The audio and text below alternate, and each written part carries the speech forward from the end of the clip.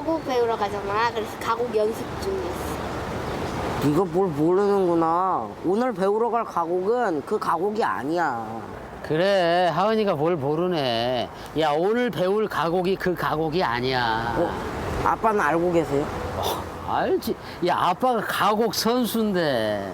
그럼 한번 불러보세요. 여기서? 응. 아, 창피해. 일송정 푸른 그만. 오늘 배울 가곡은 그 가곡도 아니에요. 아니야? 네, 보통 가곡하면 슈베르트나 성구작 같은 그런 가곡을 떠올리는데 그래. 우리가 지금 배우러 갈 인류무형문화유산인 가곡은 그 가곡이 아니에요. 아, 그래? 네. 아, 우리는 가곡하면은, 일송정 아니라고. 알았어. 그럼 우리가 빨리 가가지고 배워보자. 아, 진짜 궁금하네. 빨리 가자. 궁금한 건 또 못 참는 저희 가족. 한국의 가곡이 뭔지 서둘러 세계유산 순례길에 올랐습니다.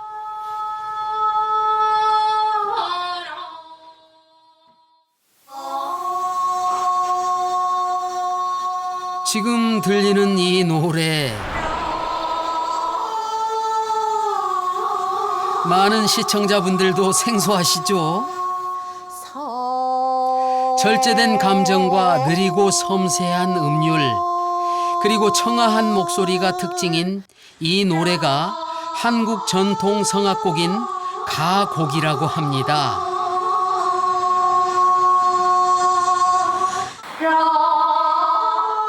저희가 전수관을 찾았을 땐 가곡 수업이 한창이었는데요. 발을 내딛는 것조차 조심스러울 정도로 엄숙한 분위기에 저희도 모르게 숨을 다 죽이게 되더라고요.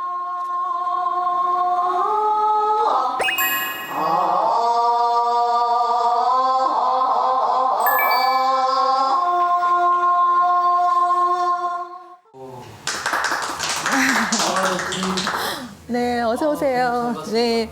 너무 우아하세요. 네, 고맙습니다. 아유, 저희가 노래를 하는 도중이라서 들어오시는데도 그냥 이렇게 앉아서 저희는. 오늘 함께 해주실 김영기 명창입니다. 김오라 명인 문화 수제자로 2001년 가곡 예능 보유자가 된 김영기 명창에게 오늘 가곡 한 수를 배워볼 텐데요.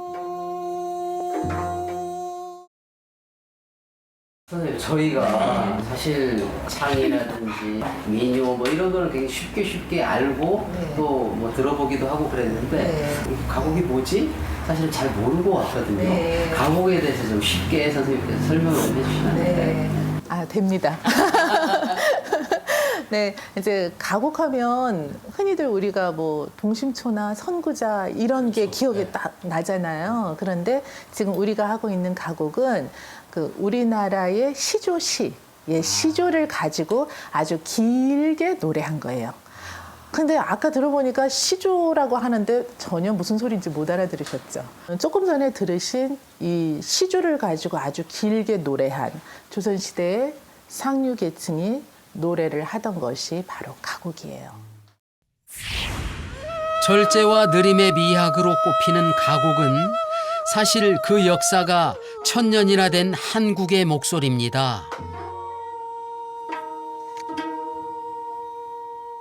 우리가 흔히 알고 있다고 하는 것은 서양식 가곡, 그러니까 홍난파의 무슨 봉선화라든지 아니면 김동진의 가곡파 이런 것을 생각하시겠죠. 예, 그와 같은 가곡은 우리가 가곡이라고 부르고는 있지만 사실은 서양 예술 음악에서 부르는 음악을 우리가 가져온 것입니다. 개화기 이후에 중국, 우리나라, 일본 이 세 나라에 전해지면서 그것을 한자로 가곡이라고 번역한 것 같습니다. 그렇지만 정작 우리나라에는 그 음악이 들어오기 이전부터 우리나라 사람들이 만들어서 부르던 가곡이라는 음악이 있었어요. 조선시대 선비들은 자연을 벗삼아 시와 그림, 음악을 즐겼습니다. 그리고 이런 양반들에게 사랑받던 노래가 바로 가곡이었습니다. 같은 이름으로 불려 헷갈릴 수도 있는데요. 인류 무형문화유산이 된 가곡은 서양 곡조와 발성에 우리말을 붙인 가곡이 아닌 한민족의 정서가 깃든 천년 역사의 노래를 의미합니다.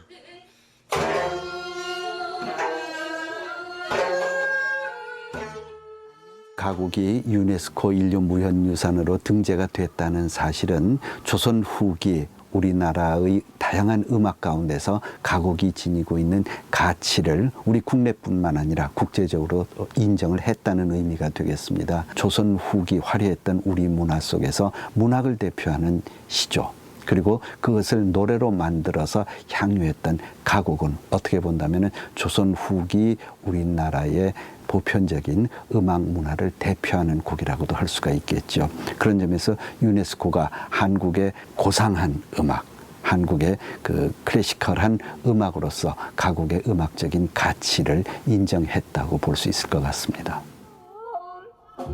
45자 정도의 시를 노랫말로 부르는 데만 10분 이상 걸린다니 어쩌면 지구상에서 가장 느린 음악이라고 할 수 있지 않을까요? 시조에 음만 넣으면 다 가곡이 되는 건가요? 그런 거는 아니고요. 예, 시조에도 음이 있고 가곡에도 이제 다 음악이니까 음이 있는데 시조에서 사용하는 음과 가곡에서 사용하는 음이 이제 차이가 좀 있어요. 네, 청살리 이 세 글자를 가지고 시조는 5박을 부르고요. 또 가곡은 11박을 부르게 돼요. 네.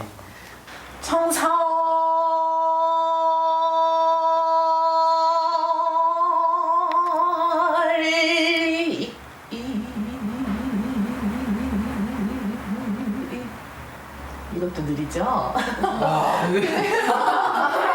아니 저는 들으면서 금방 끝날 줄 알고 숨을 안 쉬고 이렇게 가만히 있는데 안 끝나서 숨이 막히는 줄 알고. 네. 이게 숨을 어디서 쉬어야 될지도 굉장히 어려운 부분이네요. 네, 근데 이거는 이제 시조고 이거 똑같은 아까 청살리를 가지고 가곡으로도 부른다고 했잖아요. 그 예. 시조시를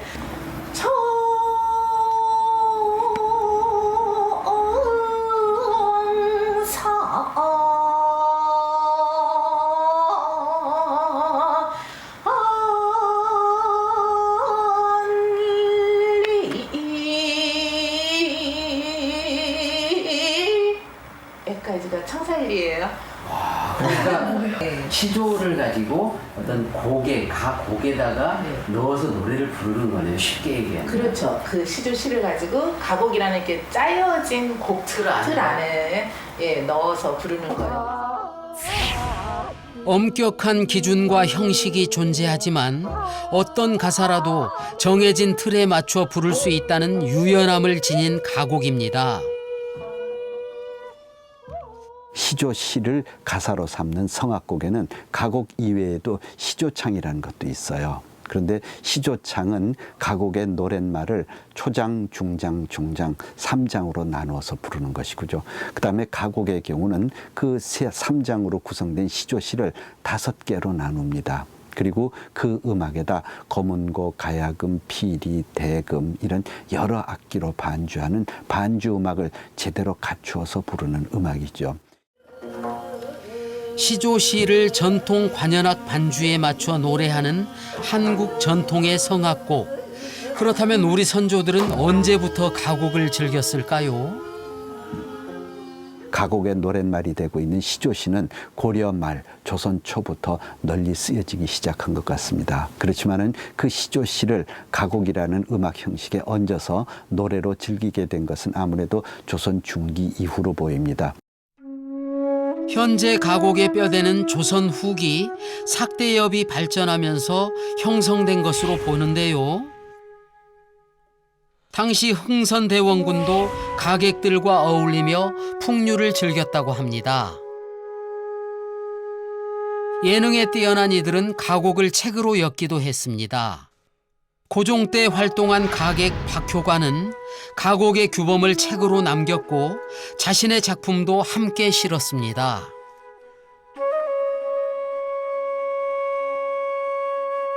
소리의 높낮이뿐 아니라 장단, 선율의 연결까지 일정한 부호로 표기했는데 이건 연창을 했던 가곡보였음을 말해주는 거죠.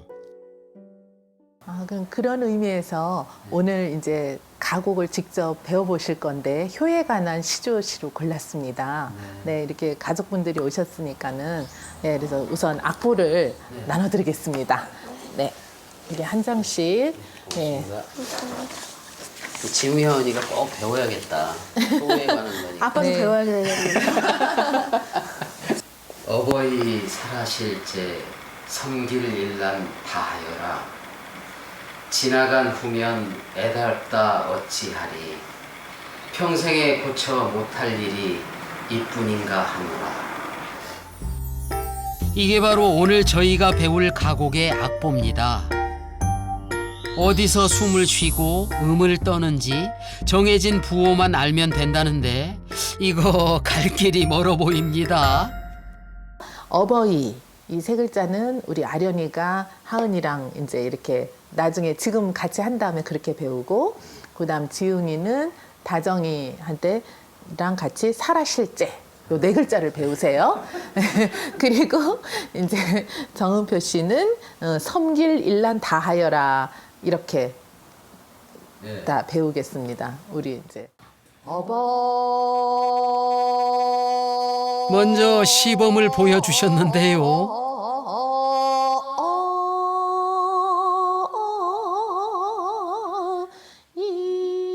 끝날 듯 끝나지 않은 곡.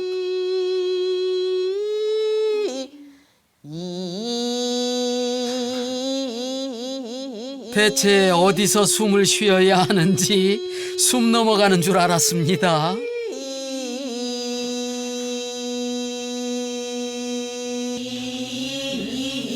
오늘 내로 우리가 이 노래를 배울 수 있을까요?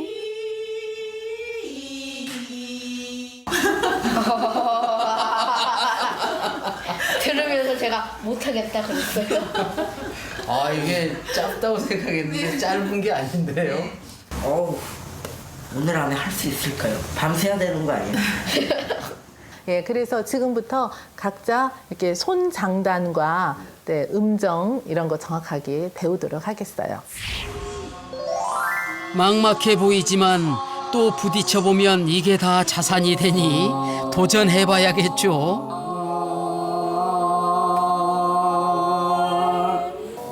가사가 살아실제잖아. 그래서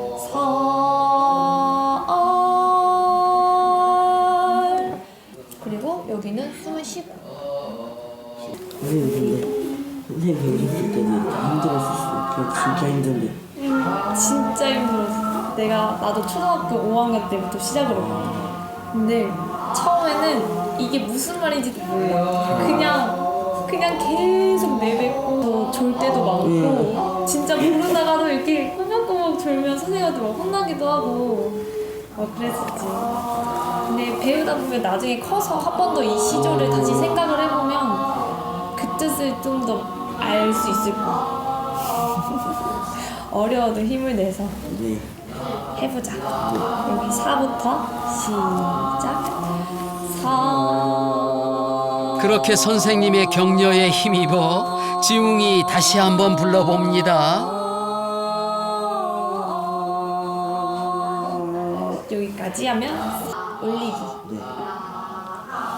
그래도 숨이 짧은 편은 아닌 것 같아.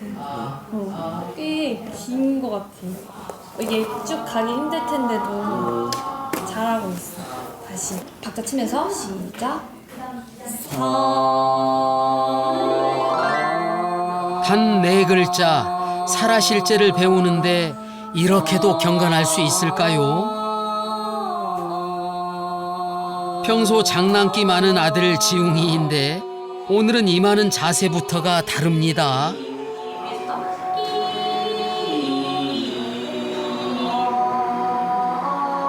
다른데도 어려운데. 저도 오늘만큼은 웃음기 빼고 진지하게 배우게 되더라고요. 라의 음정을 보시면 이때 여기가 하나, 둘, 셋, 넷, 다섯, 여섯, 7개. 그래서 제가 7음을 낼 거예요. 라, 아,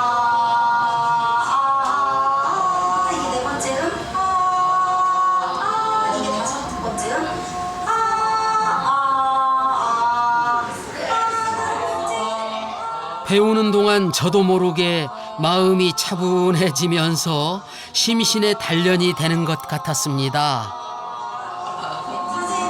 사진까지 쳐주셔야 이 장이 완전히 끝나는 거예요. 야, 이게 여러 개를 같이 가려니까 진짜 힘드네. 이게 좀 또 조금 헷갈리시는 부분이 있으세요? 이게 다 헷갈려요. 아, 어렵다. 그래도 아는 만큼 보인다고 부르다 보니 왜 가곡을 부르는지 그 맛을 좀 알겠더라고요. 그렇다면 하은이는 잘 배우고 있을까요? 11살 하은이가 겪기엔 다소 지루하게 여겨질 수 있는 노래인데요.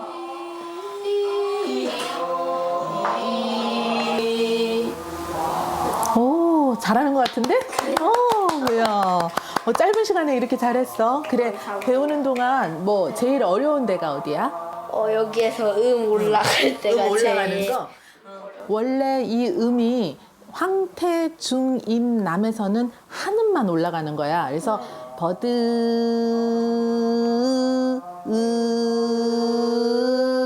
고음정만 기억하면 돼.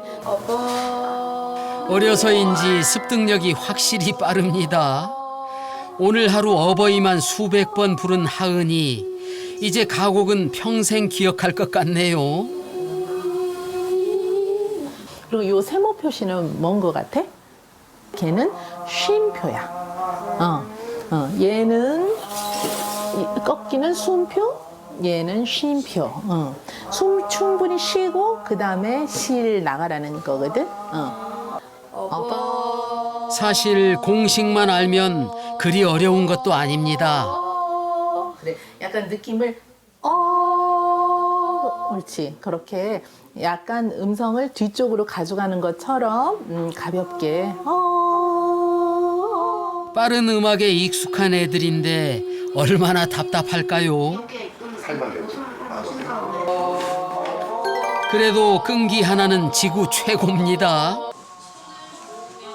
하다 보니 재미에 웃는 여유도 생겼어요. 막 졸면 선생님한테 막 혼나기도 하고. 안 되면 될 때까지.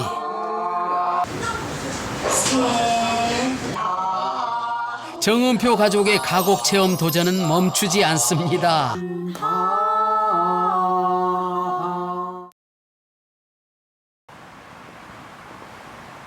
햇살 좋은 오후, 고즈넉하고 풍광 좋은 망원정으로 장소를 옮겼습니다. 제가 여기 왔는데 낯설지가 않아요. 왕을 모시고 왔던 것 같기도 하고. 혹시 왕족이셨나? 아니, 내시였던 것 같아요. 야, 근데 예전에 이런 데서 이제 양반님들이나 이렇게 연회가 벌어지면 이런 가곡을 하고 그랬을 거 아니에요. 네, 그렇죠. 이렇게 이제 이런 분위기에서 아주 풍류강 문화가 아주 꽃 피었던 곳이죠. 이런 곳이. 자, 우리 딸 한번 시작해 보도록 하여라. 그렇게 그 옛날 선비들이 풍류를 즐기듯 자연 속에서 가곡을 불러봅니다.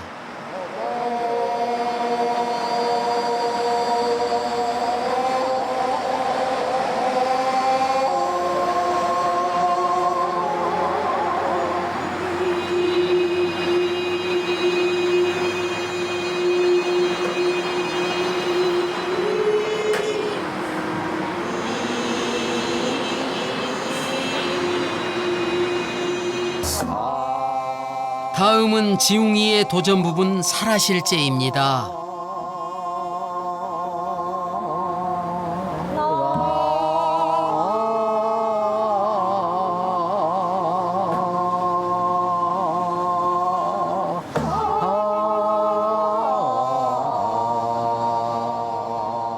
음을 떠올리고 뜻을 새기며 부르는지 지웅이의 표정이 정말 진지합니다.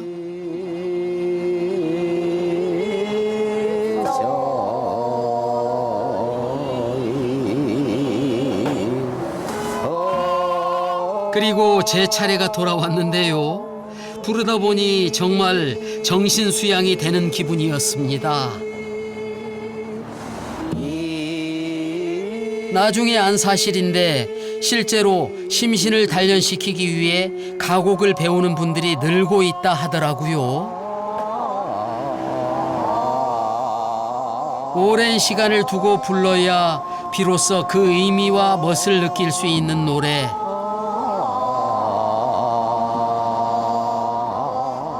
변함없는 세월 명맥을 유지해온 전통 성악곡 가곡입니다.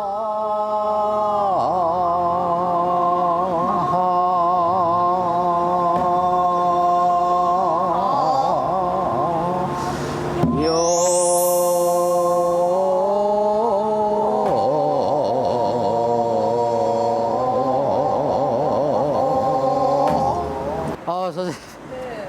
진짜 아무것도 못한 것 같아요. 아니에요. 저는 내가 지금 이 선계에 와 있는 기분 너무너무 아주 마음이 편안하고 너무 좋았어요. 그리고 이제 특히 조금 짚자면 네. 하은이 같은 경우는 처음에 사실 소리를 낸다는 게 굉장한 그 긴장감이 있고 부담이 있는 거거든요. 네. 그런데 처음에를 어버하고 아주 잘 또렷하게 잘 내줬어요. 그래서 그 당당하게 잘 내줬고 그래서 아주 프로의 기질이 있어 보입니다. 네, 그리고 지웅이는 어버이 사라 실제 할 때 사라 시 사라 하고 중녀에서 퇴주를 이렇게 풀어내리는 부분인데 그 퇴성을 굉장히 잘했어요. 그래서 이게 귀가 굉장히 좋구나 라는 생각이 들었습니다. 아주 잘했어요. 정말 다들 너무너무 고맙고 감사합니다. 근데 아직도 이 가곡을 하고 난 그 여운이 많이 남아 있는 것 같아요. 그러면 이 여운을 충분히 좀 더 즐기시고 가라고 저희는 먼저 좀 일어나서 가보겠습니다. 네. 제가 멀리 안 나가겠습니다. 네. 감사합니다. 네, 수고하셨습니다. 아이고. 야, 공기도 좋고 참 좋다. 야, 그러면 우리가 이거 아까 배운 거를 하면은 정말 못하는 게 너무 보이니까 이렇게 말을 가곡처럼 한번 해볼까?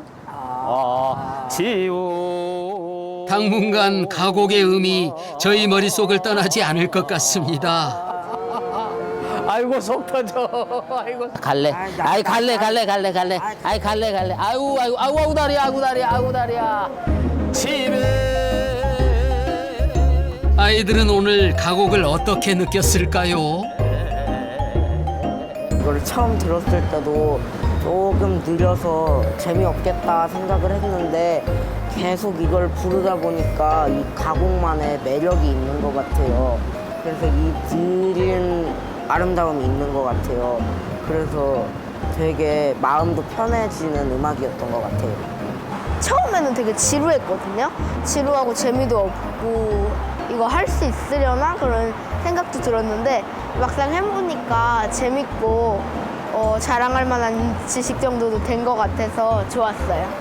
저는 아까 처음에 그 선생님들이 가곡을 부르고 있는 걸 보고 정말 놀랬거든요.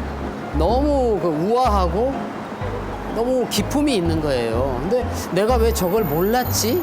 뭐 이런 생각을 그때 했던 것 같아요. 했던 것 같고 그리고 이게 많은 사람들이 좀 볼 수 있었으면 좋겠다 이런 생각을 했어요.